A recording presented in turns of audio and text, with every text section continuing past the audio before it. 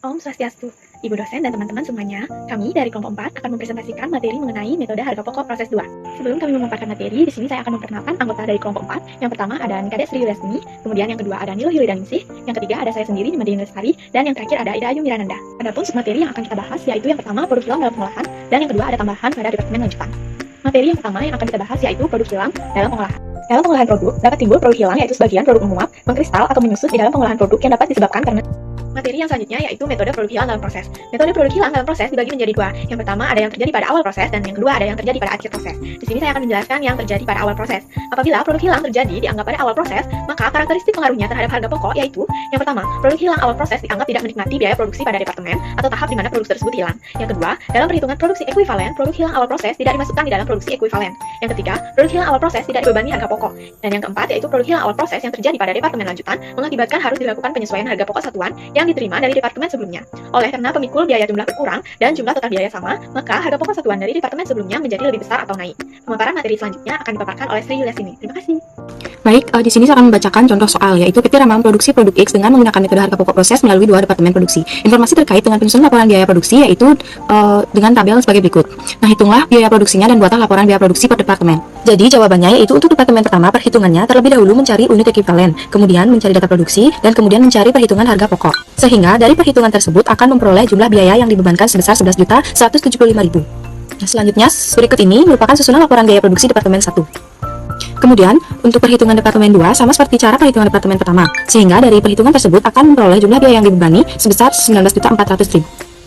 Dan berikut ini merupakan susunan laporan biaya produksi departemen 2. Sekian yang dapat saya sampaikan, terima kasih. Di sini saya akan memaparkan materi selanjutnya yaitu metode produk hilang dalam proses. Produk hilang yang dianggap terjadi akhir proses. Yang pertama, produk hilang akhir proses dianggaplah menikmati biaya produksi pada departemen atau tahap dari mana produk hilang. Yang kedua, produk hilang akhir proses dimasukkan ke dalam perhitungan produksi ekuivalen karena produk hilang akhir proses dianggaplah menikmati biaya. Yang ketiga, produk hilang akhir proses diperhitung harga pokok. Harga pokok produk hilang tersebut dibebankan kepada produk selesai yang dipindah ke departemen berikutnya atau ke gudang produk selesai. Dengan pemberapaan harga pokok produk hilang akhir proses kepada harga pokok produk selesai mengakibatkan jumlah total harga pokok produk selesai menjadi lebih besar. Oleh karena pemikul harga pokok jumlahnya tidak bertambah yaitu sebesar produk selesai, maka harga pokok satuan yang dipindah ke gudang produk selesai atau departemen berikutnya ikut bertambah. Kemudian, contoh soal.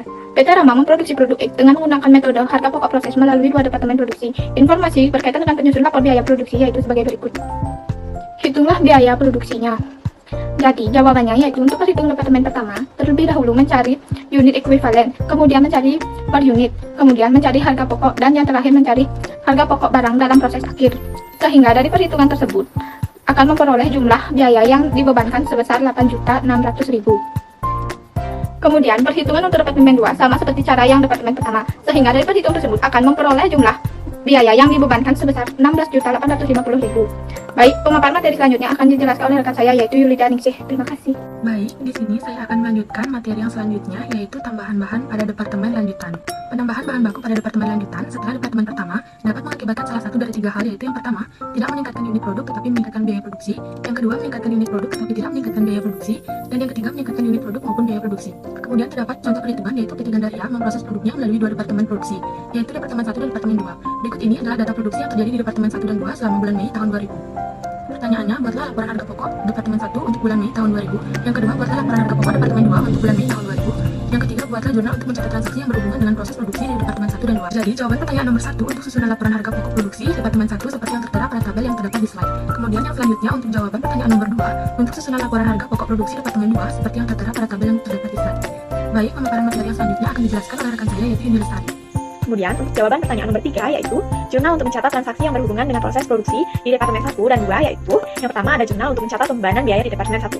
Jurnalnya yaitu persediaan barang dalam proses departemen 1 sebesar 2.760, pada persediaan bahan baku sebesar 1.500, utang gaji dan upah sebesar 840, dan BOP yang dibebankan sebesar 420. Yang kedua ada jurnal untuk mencatat transfer barang jadi ke departemen 2. Jurnalnya persediaan barang dalam proses departemen 2 sebesar 2.400, pada persediaan barang dalam proses departemen 1 sebesar 2.400.